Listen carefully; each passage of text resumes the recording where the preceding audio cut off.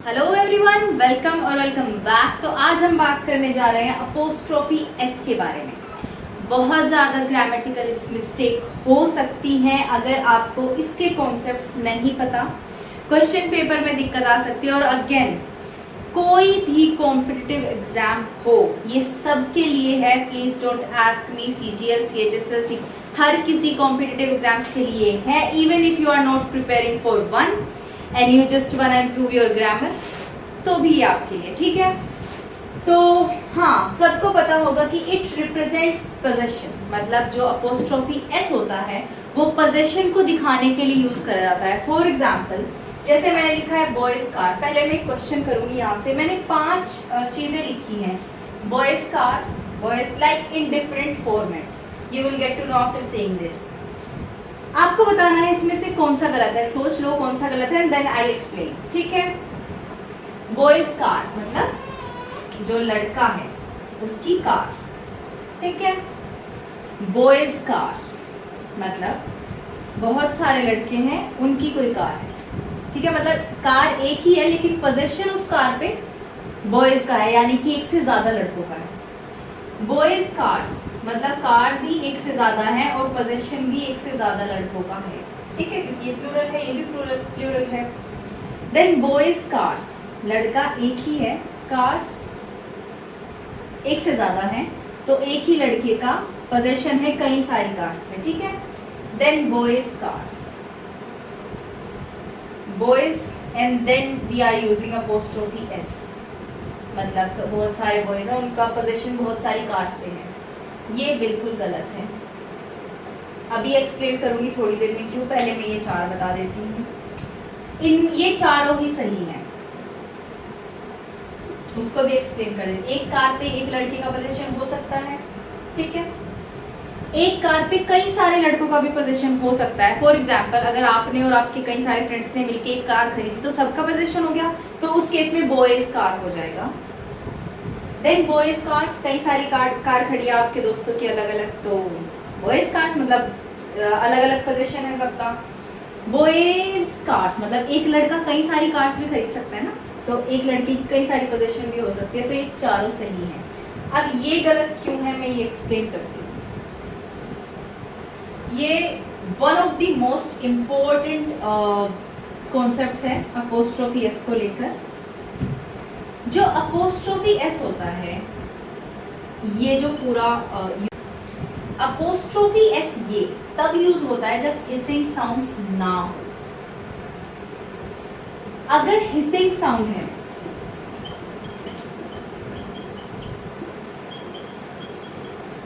तो सिर्फ ये यूज होगा आफ्टर दैट वर्ड जिसमें कि हिसिंग साउंड आ रही है। इसके एग्जांपल्स दूंगी तो आपको समझ आ जाएगा। जैसे अगेन मैं बोल दूं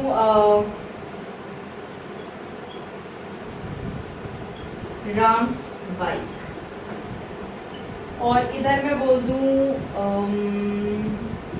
वही एग्जांपल ले लेते हैं, बॉयज कार। राम्स बाइक सही है, राम है उसका पोजीशन है, ये हिसिंग साउंड पे एंड नहीं हो रहा है, तो पूरा ये लगेगा, ठीक है। Okay, done. बॉयज लास्ट में हिसिंग साउंड है, एस की साउंड आ रही है, तो हम ये नहीं यूज करेंगे, जस्ट हम ये रखेंगे और इसको हम बनाएंगे boys and then this apostrophe comma and I mean apostrophe ही बोलते हैं इसको, बॉयज कार, ऐसे। अब एक आप मेरे को बताना, अगर मैं लिखती हूं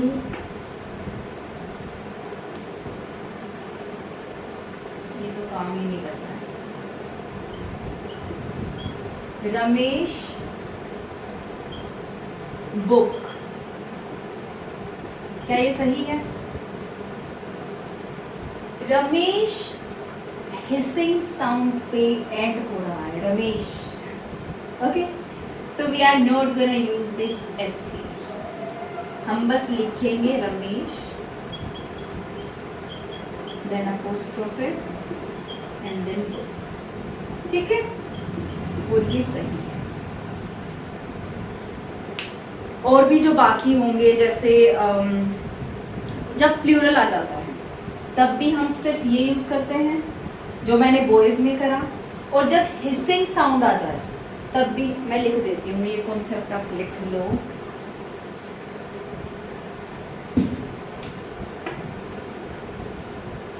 for plurals and words ending at hissing sound. I hope you can see it.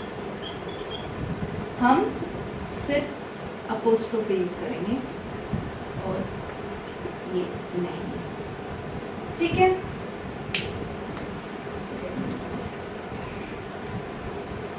अब ये हो गया है, नोट डाउन कर लो, फिर मैं नेक्स्ट कॉन्सेप्ट कराती हूँ। ओके, वन मोर थिंग, अगर मैं लिखती हूँ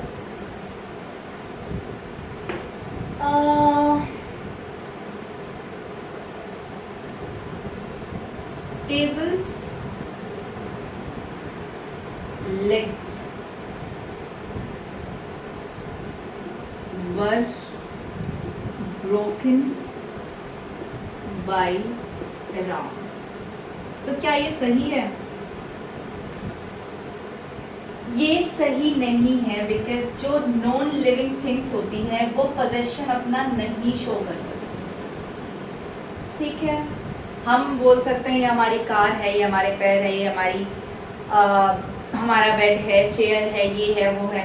एक नॉन लिविंग थिंग नहीं बोल सकती है, वो चीज उसका पोजेशन नहीं हो सकता है, तो इसको हम रीराइट करेंगे, the legs of the table, ठीक है, and then this is were broken by round. तो दूसरा कॉन्सेप्ट क्या हुआ हमारा? दूसरा कॉन्सेप्ट भी लिख देती हूँ, उसके नीचे आप ये आंसर, ये एग्जाम्पल पोस्ट करके लिख लेना। दूसरा कॉन्सेप्ट है, if there is non living thing और एल्स, ये लिखो, in case of non living things use of instead of apostrophes, ठीक है। ये लिखने के बाद ये कॉन्सेप्ट, ये रूल आप बना सकते हो, बट मैंने कॉन्सेप्ट समझा दिया है, तो रूल की तरह लिखना है और रूल की तरह लिखो, कॉन्सेप्ट समझना है, कॉन्सेप्ट समझो, how ever you like it, और उसके नीचे वो जो मैंने अभी एग्जाम्पल दिया था वो लिख लेना, तो आपको समझ आ जाएगा। अच्छा, अभी ये बात हो गई, लेकिन एक्सेप्शन तो होते ही हैं। एक्सेप्शन नहीं, बेसिकली ये रूल्स हैं जो कुछ मतलब यूनिवर्सल चीजें होती है जो एक्सेप्ट करनी पड़ती है विदाउट क्वेश्चनिंग दैट। तो यही चीज है कि हम फ्लोटिंग ऑब्जेक्ट्स के केस में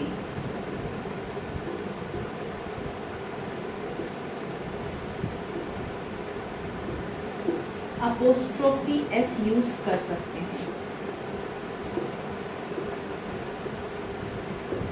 जैसे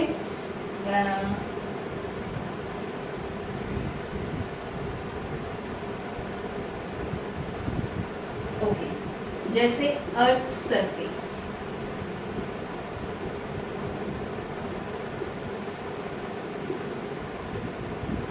ठीक है, और सन्स रेज, सनरेज बोलते हैं वैसे, लेकिन अगर हमें प्रदर्शन दिखाना तो हम ये यूज कर सकते हैं। तो ये एक रूल है, और बाकी हाँ और भी मैं कुछ रूल भी बता देती हूँ।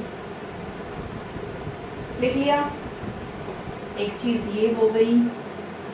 देन है टाइम के केस में, जैसे अगर हमें बोलना होता है 1 दिन का मैच या फिर 2 दिन की छुट्टी, ऐसा कुछ टाइम के केस में, तो उसमें भी हम अपोस्ट्रोफी यूज कर लेते हैं। जैसे आई वॉन्ट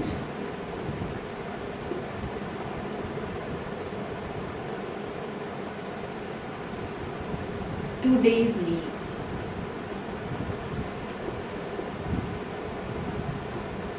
ठीक है। या फिर today's match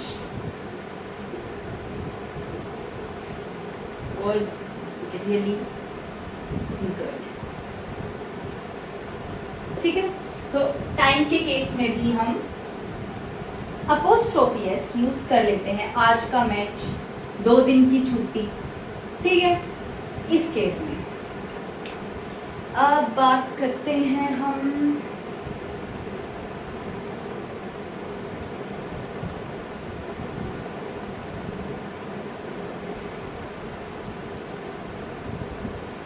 सिटी। जैसे किसी सिटी की कोई प्रॉब्लम की बात कर रहे हैं, दिल्लीज पोल्यूशन और मुंबईज क्या बोलेंगे उसको, इंडस्ट्री। ऐसे हम अगेन यूज कर सकते हैं अपोस्ट्रोफी एस। जैसे दिल्लीज पोल्यूशन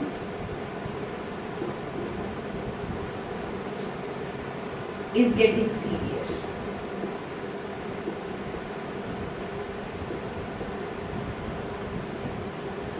Done. And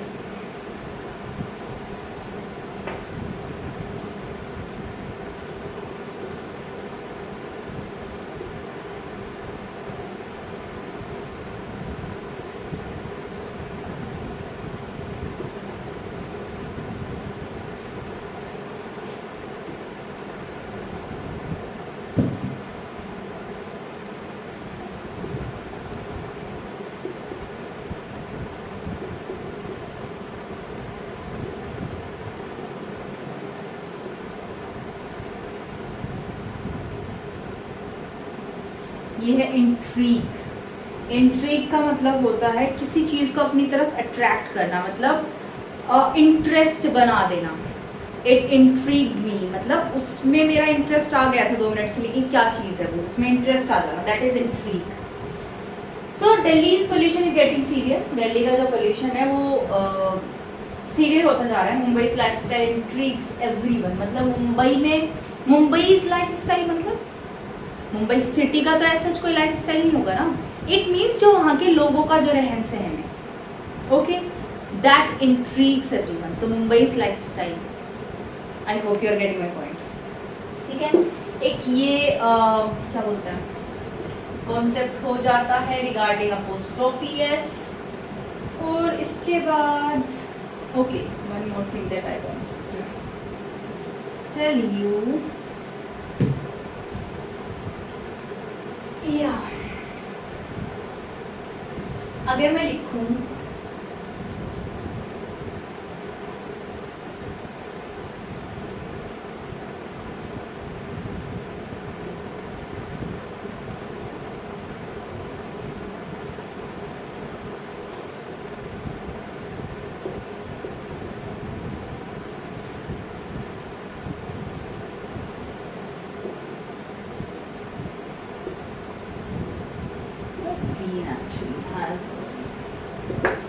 ठीक है, Ram and Mohan's car has bought by him. Sorry. Has been bought by him. Because ये passive form है ना, that's why. Okay. So, car है, possession किसका है? राम एंड मोहन, ठीक है। इसका मतलब क्या है कि इनकी ये इकलौती, अगर मैं यहाँ पे लिख दूं ना कि अच्छा ठीक है, ये सही हो गया। अगर आपने पहले वाला कॉन्सेप्ट समझा होगा ना, तो उससे आपको पता चल गया होगा कि ये सही है, राम की मोहन की एक कार हो सकती है। तो उन दोनों की जो कार थी वो किसी के द्वारा खरीद ली गई है, ठीक है। अब अगर मैं यहाँ पे लिख दूं कार्स, ये तो हैव करना ही पड़ेगा, नेचुरल सी बात है। तो ये सही है कि गलत है? राम और मोहन दोनों मिलके कई सारी कार्स ले सकते हैं, राइट? और वो कार्स फिर कोई और भी खरीद सकता है, ये भी सही है। तो ये भी सही है, कोई सीन नहीं है। लेकिन अगर मैं ये अलग अलग, मैं एक ही उसमें एडिट कर करके आपको समझा रही हूँ, आप प्लीज अलग अलग इनको नोट करना जैसे भी मैं बता रही हूँ, क्योंकि तभी समझ में, बाद में जब रिवाइज करोगे तो दिक्कत नहीं आएगी। अगर मैं लिख दूं Ram's and Mohan's car has been bought by him, इसमें बताओ मुझे क्या गलती है, अगर थोड़ा सा भी समझा है कुछ अभी तक। अपोस्ट्रोफी इसके बारे में, वैसे ये एक अलग कॉन्सेप्ट है, बट स्टिल देखो, अगर राम में भी अलग अपोस्ट्रोफी एस आ गया और मोहन्स में भी, मतलब मोहन के पास भी, तो पोजेशन इसका अलग होगा और इसका अलग। अगर सेम पोजेशन होता तो हम सिर्फ यहाँ लगाते, जो बाद वाला होता है उसके साथ अपोस्ट्रोफी लगाते हैं, ना कि पहले वाले के साथ। लेकिन अगर दोनों में अपोस्ट्रोफी लग गया, इसका मतलब एक से ज्यादा चीजें हैं और इन दोनों का पोजेशन जो है वो अलग अलग है। तो यहाँ पे कार नहीं कार्स होगा, और यहाँ पे हैज नहीं है वो। I hope you are getting my point. दोनों का पोजीशन अलग अलग होगा, तो एक कार होने का मतलब ही पैदा नहीं होता। ठीक है, अब okay,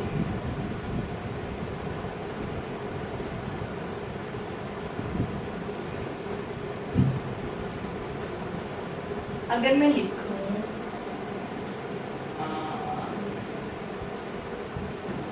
I withdrew some money from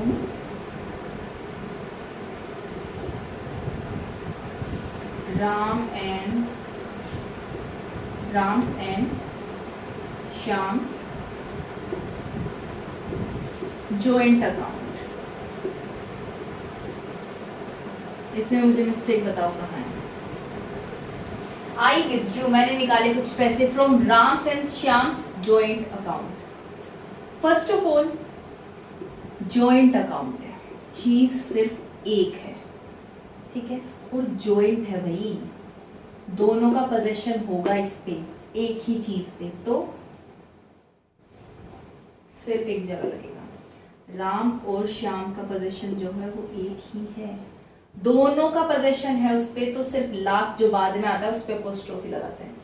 अगर मैं लिखती अगर मैं ये राम्स को सही बनाना चाहूँ ना, तो मुझे जॉइंट हटाना पड़ेगा और यहाँ अकाउंट्स करना पड़ेगा। फिर मतलब मैंने दोनों के ही अकाउंट से पैसे निकाले, दोनों के अलग अलग अकाउंट थे और दोनों के अकाउंट से मैंने पैसे निकाले हैं। ठीक है, I hope it is clear till now.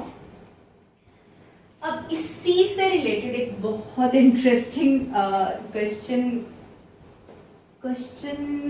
ही देती हूँ, पहले आप ही देख लेना आपसे होता है कि नहीं। अगर मैं लिखूं Radha and Shyama's husband over there, क्या ये सही है? इसके लिए सोचो पहले, तब तक मैं ये तीन ही ये सेंटेंस में लिख देती हूँ। Radha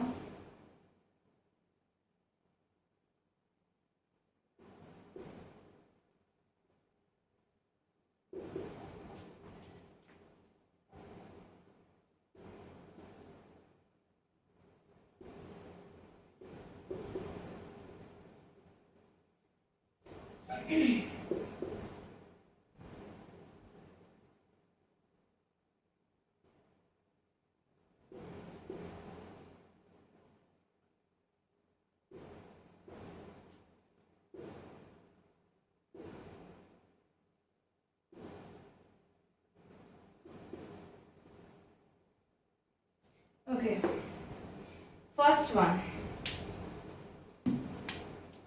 Radha and Shyama's husband were there.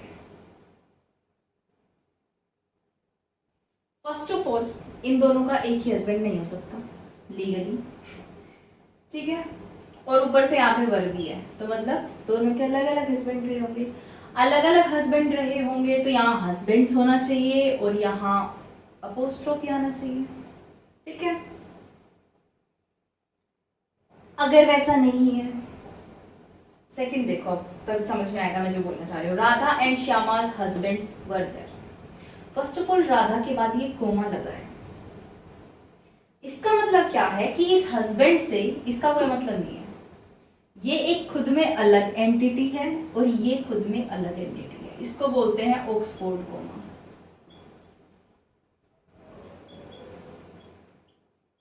ठीक है, तो राधा अलग हो गई बंदी, और श्यामा का जो हस्बैंड है वो, मतलब राधा और श्यामा का हस्बैंड, ये दोनों है वहां पे, तो एस तो आएगा नहीं, क्योंकि राधा के हस्बैंड और श्यामा के कई सारे हस्बैंड्स नहीं होंगे ना, तो हस्बैंड्स नहीं, हस्बैंड। राधा अलग एंटिटी और श्यामा का जो हस्बैंड है वो अलग एंटिटी, वो दोनों वहां पे। I hope you are getting my point. मैं बहुत कोशिश कर रही हूँ समझाने की। ओके, अब यहाँ आते हैं। या तो यहाँ ऑक्सफोर्ड कोमा लगा के यहाँ पे, हाँ, या तो यहाँ ऑक्सफोर्ड कोमा लगा दो, राधा को अलग एंटिटी कर दो और श्यामा हस्बैंड हो जाएंगे और वो दोनों वहां पे हैं, ठीक हो जाएगा। या फिर अगेन यहाँ अपोस्ट्रोफी एस लगाओ और यहाँ हस्बैंड्स करो, तब ये सही होगा। ठीक है, समझ आ रही है बात। तो अब तीसरे पे आ जाता है। Radha's and Shyama's husband was there. First of all single entity कैसे कर दी, जब ऑलरेडी राधा भी चीख चीख के बोल रही है कि मेरा भी पोजेशन है और श्यामा भी बोल रही है कि मेरा भी पोजेशन है, और पोजेशन एक ही हस्बैंड पे हो नहीं सकता। हो सकता है कि नहीं? नहीं हो सकता। तो सिंगल एंटिटी क्यों दे रहे हो? यहाँ हस्बैंड्स करो और यहाँ वो उसकी जगह वर्क करो, तो ये सही होगा। ठीक है, अब इससे दोनों निकल रहे होंगे आपके सोल्यूशन कि कैसे ये सही हो सकता है। या तो फर्स्ट वे से ऑक्सफोर्ड कोमा लगाओ और दोनों अलग अलग एंटिटी हो जाएंगी, दोनों के लिए वर आएगा, मतलब एक से ज्यादा हो गई, तो ये सही बनेगा। या फिर दूसरा तरीका, राधा का भी हस्बैंड वहां बुलाओ, श्यामा का भी हस्बैंड वहां बुलाओ, ठीक है, तब जाके चीजें सुधरेंगी। तो इसको सुधारने के दो तरीके हैं और दोनों के ही बिल्कुल अलग अलग मतलब हो जाते हैं। पहला तरीका जो है ठीक करने का, उसमें राधा और श्यामा के हस्बैंड है। दूसरे तरीके में राधा और श्यामा का कोई मतलब नहीं है, राधा और श्यामा के हस्बैंड्स हैं वहां पे। ठीक है, I hope it is clear. थोड़ा सा उससे रिलेटेड था ना, जॉइंट अकाउंट वाले से। उतार लेना इसको पोस्ट करके, अगर मैंने टाइम नहीं, वैसे टाइम मिल गया होगा, मैंने लिखा था इतनी देर में। Okay, what's that?